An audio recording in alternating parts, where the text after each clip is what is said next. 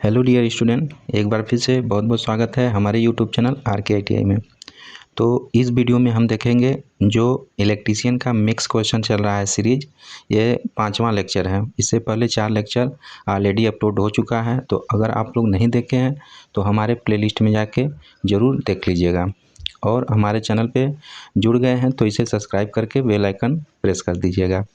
और यह वीडियो पूरा अंत तक देखिएगा। बीच में आपसे हम एक क्वेश्चन पूछेंगे जिनका आप कमेंट बॉक्स में आंसर ज़रूर दीजिएगा। तो चलिए वीडियो को स्टार्ट कर लेते हैं।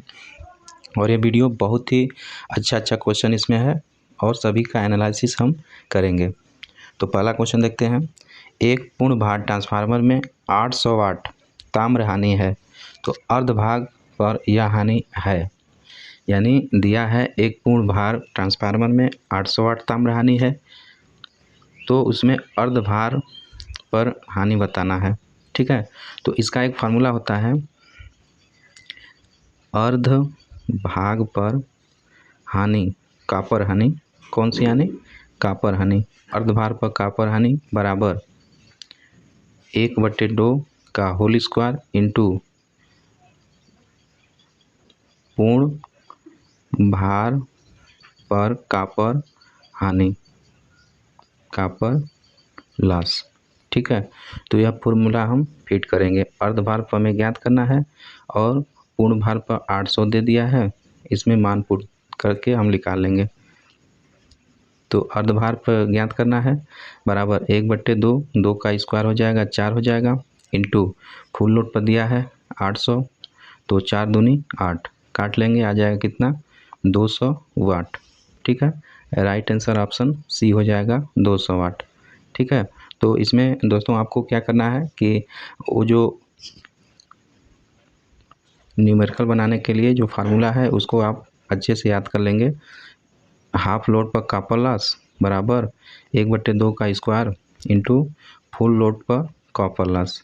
तो फुल लोड पर दे दिया 800 और 1/2 है, स्क्वायर करेंगे 1/4 हो जाएगा, और हाफ आपका निकालना है, निकाल सकते हैं। अगर हाफ पर दिया रहता, फुल ज्ञात करना था, तो 4 का उसमें मल्टीप्लाई करके निकाल देते हैं। ठीक है, तो इसका राइट आंसर ऑप्शन सी हो जाएगा।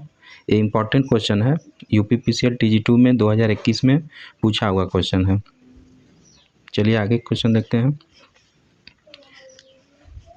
दिया है यदि AC वोल्टेज का अधिकतम मान 440 वोल्ट है, तो उसका औसत मान कितना होगा? AC वोल्टेज का दिया है, औसत मान AC वोल्टेज का क्या होता है?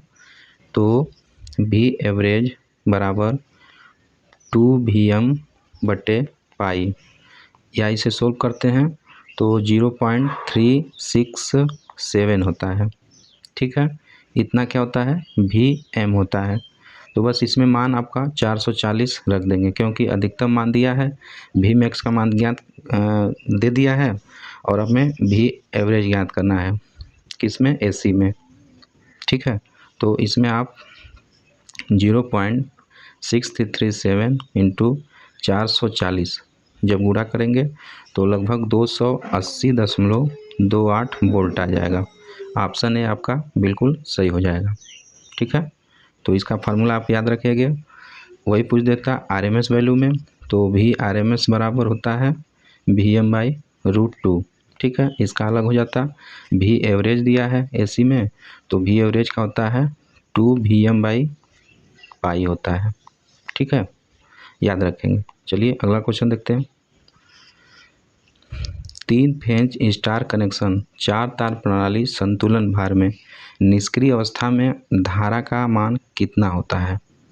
तो देखिए 3 फेज 4 प्रणाली है, वो भी संतुलन की स्थिति में है।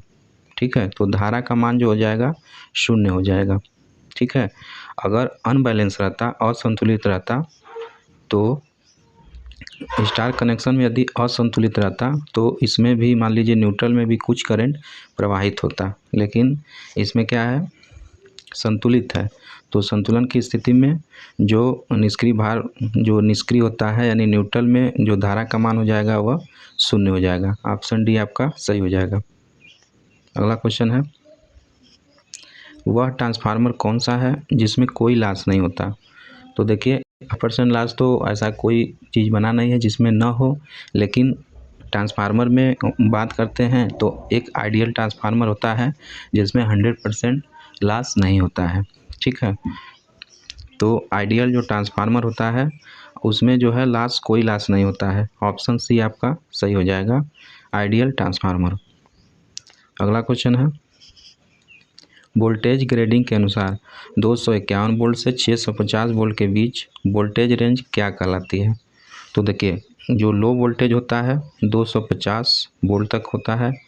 जो मीडियम वोल्टेज होता है यानी मध्यम जो वोल्टेज होता है वह 251 से 650 तक होता है। बात करें हाई वोल्टेज, तो जो हाई वोल्टेज होता है वह 650 से 33,000 वोल्ट तक होता है। ठीक है, तो यहाँ पे पूछा हमें 251 से 650 के बीच, तो आपका क्या हो जाएगा, मध्यम वोल्टेज। ऑप्शन सी आपका सही हो जाएगा, मध्यम वोल्टेज हो जाएगा। ठीक है, यहीं 250 के नीचे बोलता तो आपका निम्न वोल्टेज हो जाता, या 650 के ऊपर बोलता तो हाई वोल्टेज हो जाता। यहाँ 251 से 650 वोल्ट तक के बीच पूछा है तो मध्यम वोल्टेज हो जाएगा। ऑप्शन सी आपका सही हो जाएगा। अगला क्वेश्चन है हमारा, निकिल आयरन सेल का विद्युत अपघट्ट कैसा होता है? तो जो निकिल आयरन सेल का विद्युत अपघट्ट जो इलेक्ट्रोलाइट होता है वह KOH का 21% विलयन होता है। ऑप्शन डी आपका सही हो जाएगा, जो निकिल आयरन होता है उसका विद्युत अपघट्ट KOH का 21% विलयन होता है। ऑप्शन सी आपका बिल्कुल सही हो जाएगा। अगला क्वेश्चन हमारा, यदि 0.1 मीटर लंबाई का चालक 5 मीटर पर सेकंड के वेग से 2.5 टेस्ला के अभिभाव घनत्व में संचलन करता है तो चालक में प्रेरित EMF का मान ज्ञात कीजिए। तो देखिए, EMF उसमें होता है EMF बराबर BLV साइन थीटा, ये फार्मूला होता है। ठीक है, EMF ज्ञात करने के लिए तो B का मान दे दिया है आपका कितना, 2.5 टेस्ला होता है मीटर पर सेकंड, या टेस्ला होता है मात्रक फ्लक्स घनत्व का, तो 2.5 दे दिया है। L का मान दे दिया कितना, 0.1 मीटर। बात करें V का मान दे दिया है 5 मीटर पर सेकंड। ठीक है, और साइन थीटा प्रवाहित हो रहा है यानी साइन थीटा का मान 90 डिग्री हो जाएगा, तो 90 डिग्री का मान 1 होता है। ठीक है, तो मान पुट कर देंगे, EMF बराबर B का मान था 2.5 और आपका L का मान था 0.5 और आपका BLV V का मान था 5 इंटू 1 कर देंगे, गुणा कर देंगे हम, तो 25 25 625 हो जाएगा। ठीक है, इसमें गुणा जब करेंगे तो 625 आ जाएगा।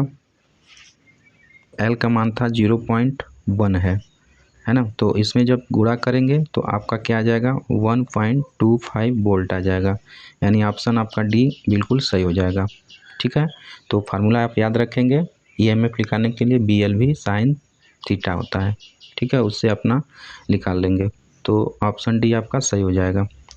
अगला क्वेश्चन है, जर्मेनियम के एक परमाणु में कितने प्रोटॉन होते हैं? तो जर्मेनियम के एक परमाणु में यानी उसका परमाणु क्रमांक पूछा है तो होता है 32 होता है। बात करें सिलिकॉन का तो सिलिकॉन का 14 होता है। ठीक है, ये सब सेमीकंडक्टर होते हैं, याद रखेंगे। ये 29 दिया है तो 29 किसका होता है, कॉपर का होता है। ठीक है, कॉपर एक कंडक्टर होता है। चलिए अगला क्वेश्चन देखते हैं, स्टार डेल्टा स्टार्टर में कितने कनेक्शन टर्मिनल होते हैं? तो स्टार डेल्टा स्टार्टर में टोटल 6 कनेक्शन होते हैं। ठीक है, स्टार डेल्टा स्टार्टर में टोटल 6 कनेक्शन होते हैं। बात करें डुअल स्टार्टर तो डुअल स्टार्टर में आपका 4 कनेक्शन होते हैं। ठीक है, तो ये सब पूछता है, आप इसे याद रखेंगे।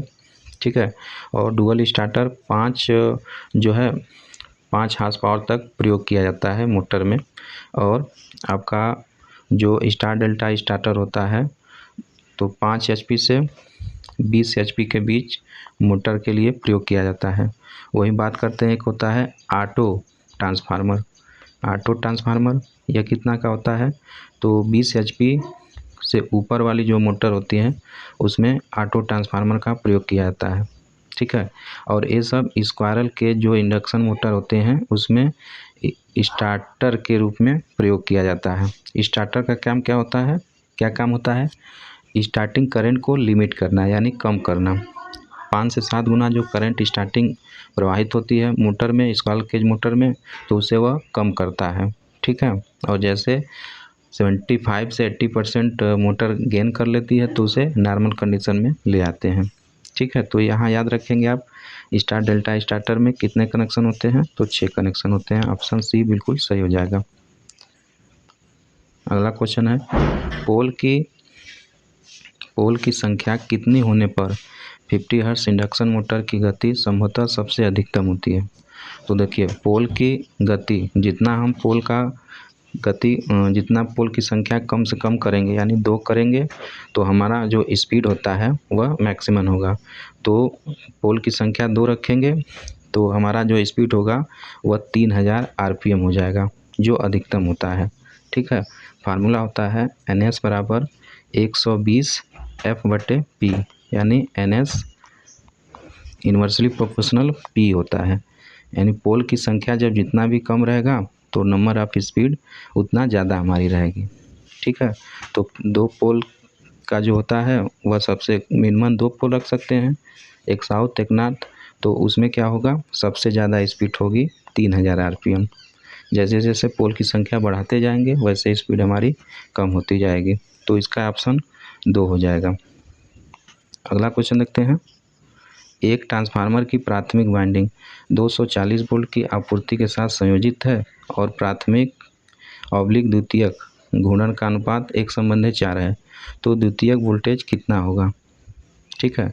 तो अनुपात पूछा है तो हम जानते हैं N1/N2 बराबर E1/E2 बराबर I2/I1।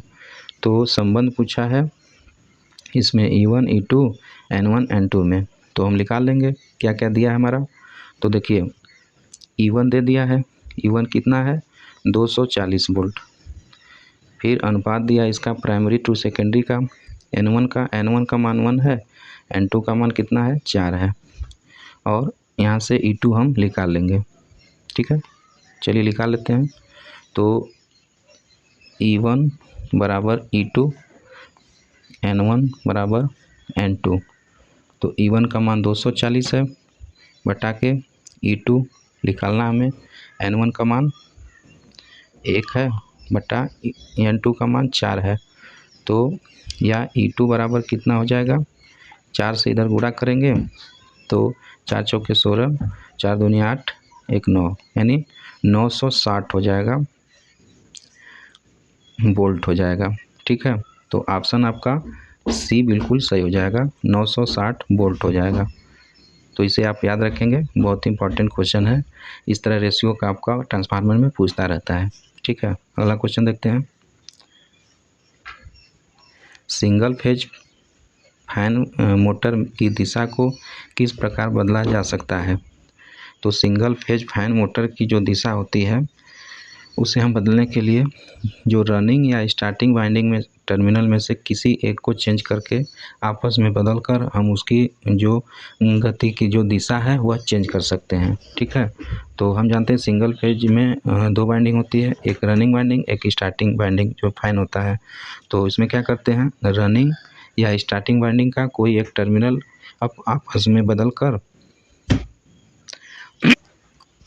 आपस में बदलकर रनिंग या स्टार्टिंग वाइंडिंग के टर्मिनल में से किसी एक को आपस में बदलकर हम क्या करते हैं, उसकी दिशा को चेंज कर सकते हैं। तो राइट आंसर ऑप्शन सी हो जाएगा।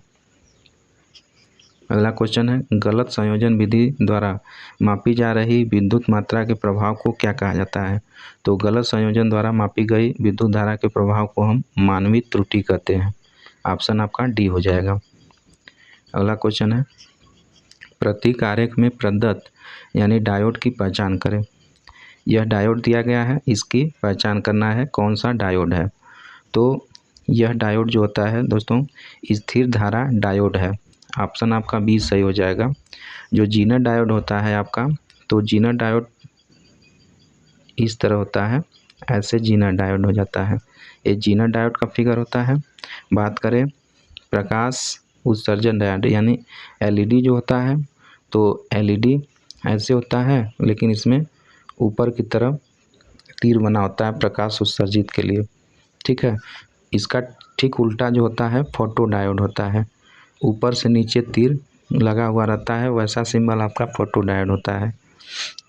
बात करें शॉटकी डायोड, तो जो शॉटकी डायोड होता है उसका जो फिगर होता है आपका इस तरह होता है, शॉटकी डायोड का एस की तरफ बना होता है।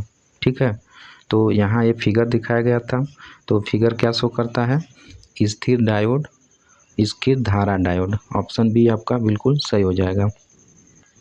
अगला क्वेश्चन हमारा, कौन सा नियम यह कहता है कि जब ताप नियत होता है तो डीसी बंद परिपथ में धारा आई और वोल्टेज भी समानुपाती होते हैं और यह प्रतिरोध आर के व्युत्क्रमानुपाती होता है। तो दोस्तों इसको आपके लिए छोड़ देते हैं, इसका आंसर आप हमारे कमेंट बॉक्स में ज़रूर फिल करिएगा कि इसका आंसर क्या होगा। 4 ऑप्शन दिया है, पहला ओम का नियम, दूसरा फ्लेमिंग का नियम, तीसरा किरचॉफ का नियम, चौथा एम्पियर का नियम। तो आप लोग ज़रूर पूरा वीडियो देखकर इस क्वेश्चन का कमेंट हमारे कमेंट बॉक्स में ज़रूर फिल कर दीजिएगा कि कौन सा ऑप्शन होगा, कौन सा नियम होगा, यह कौन सा नियम बताता है।